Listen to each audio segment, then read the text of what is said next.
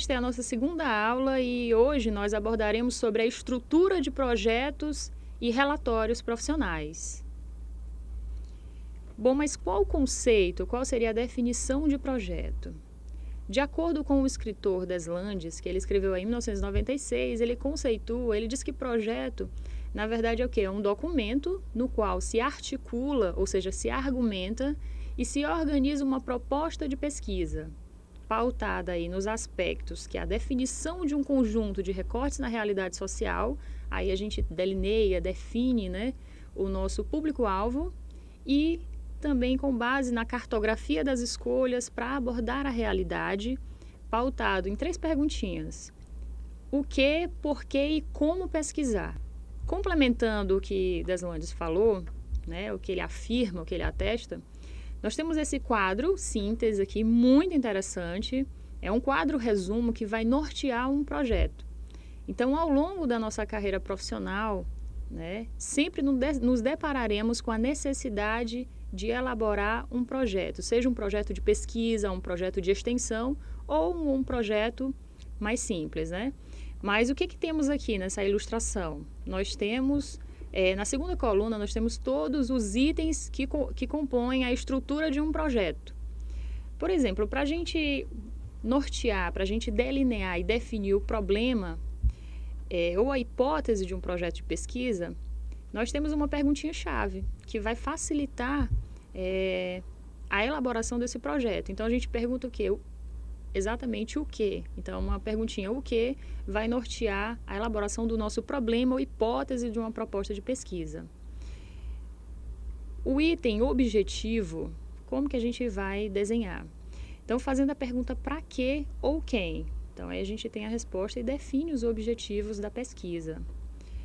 Para escrevermos a nossa justificativa de um projeto de pesquisa, basta perguntarmos por quê, né? Qual a finalidade, por quê, né? Então, a gente tem aí a justificativa. O que justifica problematizar esse tema escolhido, esse tema proposto? Para a gente escrever o item de projeto que trata sobre o referencial teórico, a pergunta que nós devemos fazer seria fundamentado em quê? Né? Então, para a gente responder, para a gente fazer esse referencial teórico, nós devemos buscar embasamento em bibliografias, livros, hiperlinks, artigos, né? Que são o que escritores, outras pessoas escreveram e que reforçam o que queremos afirmar. O item do projeto metodologia, nós devemos fazer a perguntinha como, de que forma, qual estratégia. Para desenharmos o item do projeto que fala sobre cronograma, o que seria o cronograma? O cronograma, na verdade, são aquelas atividades que nós definimos com base nos objetivos, então na linha do tempo, quando que vão ocorrer essas atividades. Então, isso é o cronograma. E a parte de orçamentos, né, recursos financeiros, a parte de custo, a perguntinha que nós devemos fazer com quanto, né? Então, aí a gente tem um quadro síntese que vai nortear e vai delinear um projeto de pesquisa muito simples e muito útil. Bom, quando a gente fala de relatórios e projetos, nós automaticamente falamos de termo de referência. O que é o termo de referência? O termo de referência é um documento emitido pelo órgão ambiental que vai nortear qual estudo ou qual relatório que deve ser elaborado para aquela atividade. Então, para tentarmos visualizar, por exemplo, vamos imaginar que um empreendedor ele vai fazer uma fábrica, ele vai fazer algum empreendimento que é efetivo, né, que causa impactos ou que é potencial, que pode causar impactos ambientais, né? E aí a atividade dele consta lá na resolução do CONAMA 001. Então, nessa resolução, nessa legislação do CONAMA, consta todas as atividades que são passíveis de licenciamento e respectivo estudo. Tem que se elaborar um estudo, né, para justificar esse empreendimento, essa construção, essa obra e operação também, ou até mesmo uma ampliação de um projeto, de um empreendimento.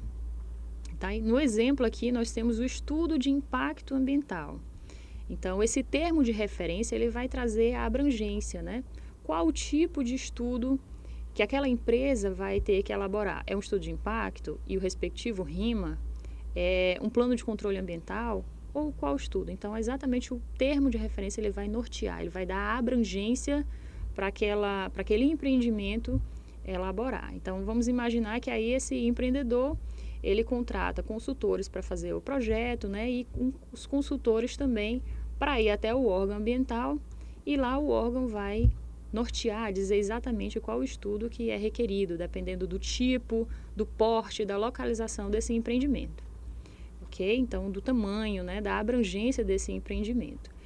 E aqui nós temos uns logotipos do IBAMA, né? Sejam órgãos na esfera municipal, estadual, né? Que é a Secretaria Estadual de Meio Ambiente, ou alguns municípios também possuem secretarias municipais, que no caso de Teresina é a SEMAN. Bom, aí a resolução do CONAMA 237 de 97, né? Tanto a 001, a resolução CONAMA 001, quanto a 237, elas falam exatamente sobre atividades potencial ou efetivamente poluidoras e aquelas causadoras de algum tipo de impacto ambiental, ok? E se o empreendimento ele não vai causar, né, ele não é potencial nem efetivamente poluidor, o órgão vai definir outro tipo de estudo. Se é efetivamente poluidor e capaz de produzir alguma degradação ambiental, automaticamente o que o órgão exige é o estudo de impacto ambiental e o respectivo relatório de impacto ambiental. Bom, então a gente já comentou aí sobre esses dois tipos de estudos, né? Mas aqui a gente tem alguns outros tipos de estudos ambientais. O que seria esse estudo? Esse estudo são relatórios, né, ou elaborados aí com base nos aspectos ambientais, né, que eles são relacionados tanto à localização, à instalação e à operação, até mesmo ampliação de um empreendimento. Então, se o empreendedor ele quer apenas ampliar, ele vai até o órgão com uma consulta e o órgão vai exatamente desenhar com base na legislação, vai dizer qual o estudo que esse empreendedor deve elaborar. E aqui no quadro nós temos os tipos de estudos ambientais, né, existentes aí. A gente já falou no estudo de impacto ambiental, no relatório de impacto ambiental, tem um plano de controle ambiental. Então, assim, resumidamente são esses, mas a gente vai falar no detalhe. Então, a gente vai falar agora sobre o estudo de impacto ambiental e o respectivo RIMA, né? O que é isso? Qual a estrutura? Como que se desenha? Na resolução do CONAMA ainda, 001 de 86, tem todos os itens que devem ser necessários para se estruturar um estudo de impacto ambiental e respectivo RIMA. Tá? Então, esse estudo é um conjunto de estudos realizado por especialistas, né? São pessoas de várias áreas, são biólogos, geógrafos, né? Geólogos, são pessoas, né? É uma equipe multidisciplinar, na verdade, que elabora esse estudo de impacto ambiental, ok? Para respaldar essa viabilidade desse empreendimento. E esse EIA, ele deve ser sigiloso, ou seja, de uso restrito, por causa do segredo industrial, do sigilo industrial. Então, só fica ali entre os consultores, o órgão, ok? Qual a estrutura do estudo de impacto ambiental? Primeiro, o estudo de impacto ele deve ter a identificação da área de influência do projeto, né? Então, aquele empreendimento está chegando, está se instalando naquela região. Além daquela área física da instalação do empreendimento, também tem toda a área, a comunidade do entorno, que vai aí interferir, né? Toda a comunidade do entorno desse empreendimento. Outro item que estrutura o estudo de impacto ambiental é o diagnóstico ambiental. Então, nessa parte aí, o que a gente deve colocar? A gente deve levantar qual o tipo de vegetação, né? Para colocar, né, para se fazer e instalar esse empreendimento, vai ser necessário suprimir a vegetação, cortar árvores, né? Então, se são espécies florísticas, precisam estar levantadas nesse diagnóstico ambiental. A hidrogeologia, né? Como é que é o solo, como é que é a parte de recurso, como é que é a parte do freático, né? Que chamam de lençol freático também. Espécies faunísticas também que existem naquela localidade, tá? Então, a gente deve fazer esse diagnóstico. Ok? E as interferências que esse projeto vai trazer aí, a gente vê na parte de avaliação de impactos. Então, vai suprimir a vegetação, vai tirar o habitat natural de algumas espécies, por exemplo, né?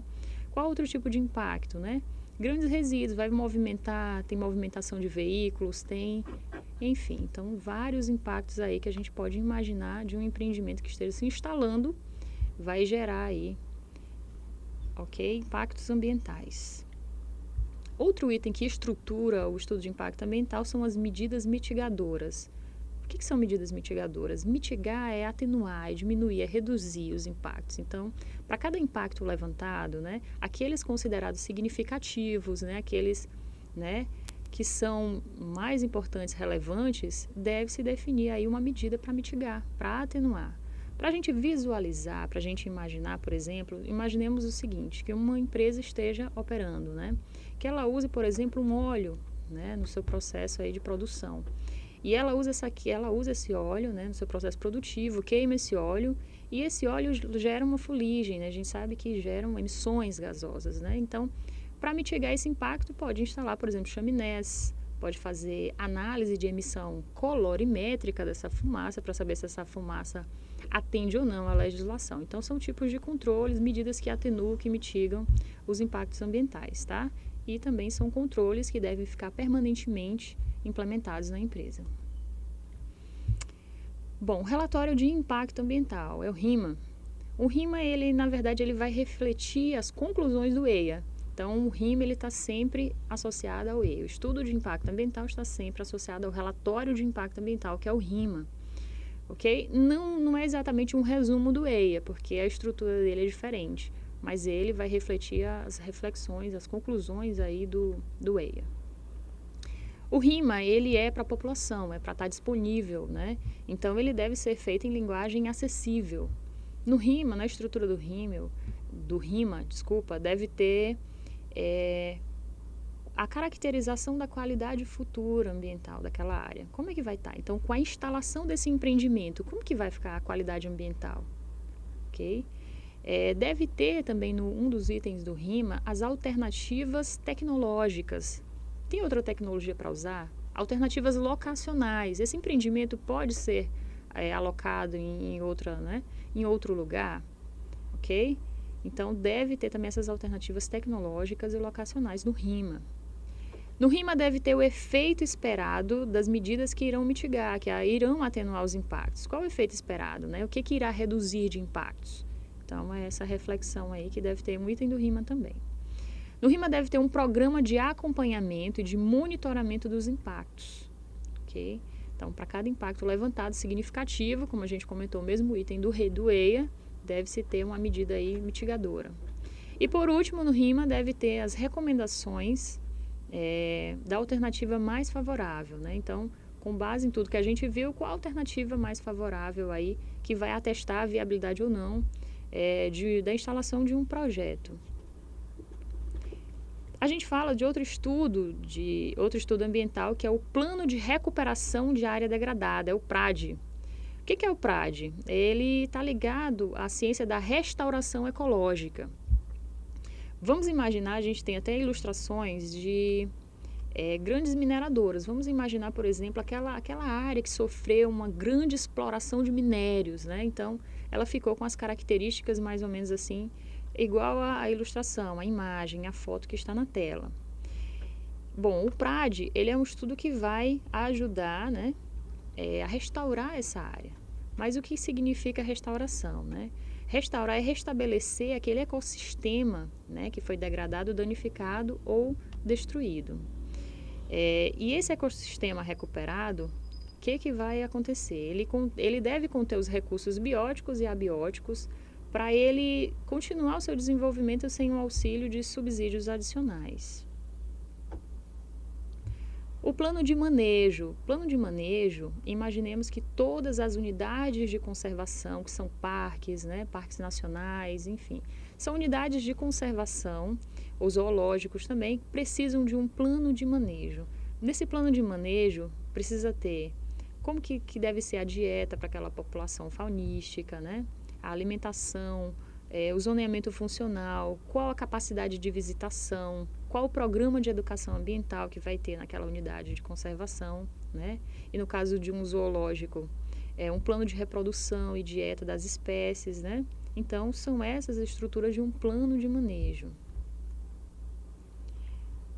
E, por fim, a análise preliminar de risco, que é um estudo mais na fase de concepção e desenvolvimento do projeto, né? A finalidade é determinar os possíveis riscos na parte operacional, mas também a análise preliminar de risco ela ainda é também utilizada para continuar aí e para levantar impactos ainda despercebidos também. Para fechar, para encerrar, nós temos o Plano de Gerenciamento de Resíduos Sólidos, que é o PGRS. Então, o que seria esse PGRS, né? Ele tem as variações, o Plano de Gerenciamento de Resíduos Sólidos, o Plano de Gerenciamento de Resíduos dos Serviços de Saúde, também tem os de construção civil. Então, dependendo da atividade do empreendimento, o órgão requer esse plano, né? Então, o que consiste esse plano? Na verdade, um empreendedor, ele vai declarar nesse plano, ele vai dizer o que ele faz, como que ele manipula, como que ele manuseia, como que ele armazena e para onde ele envia esses resíduos. Ele vai classificar o tipo de resíduo, é um resíduo perigoso? É resíduo reciclável, classe 1, classe 2, então ele vai classificar, categorizar, dizer as formas de armazenamento, de acondicionamento, a disposição final, que é para onde vai esse resíduo, qual o tratamento que é dado, né? E quantificar também, qual a quantidade gerada, né? Então, ao decorrer de um ano. E aí deve apresentar esses estudos ao órgão ambiental, conforme a exigência do órgão, né? Ok? E o objetivo principal do plano de gerenciamento de resíduos é o quê? É a sistemática da coleta seletiva, ok? Então, o sistema de coleta seletiva, o que eles nos permite, né? Na verdade, segregar todos os resíduos gerados, separar. Então, são coletores, né, são coletores com cores diferenciadas para que as pessoas separem os resíduos, né? E que a coleta seja selecionada e que permita aí o tratamento e a disposição final adequada para esses resíduos, viabilizando, inclusive, a reciclagem para aqueles resíduos que podem ser reciclados, né? E não contaminação dos resíduos, por exemplo, resíduos hospitalares não devem ser misturados aos outros tipos de resíduo, porque contamina. Bom, encerramos aqui a nossa segunda aula, né? Gostaria de comentar que lá na plataforma vocês encontram muitos materiais complementares, tá? E até a nossa terceira aula.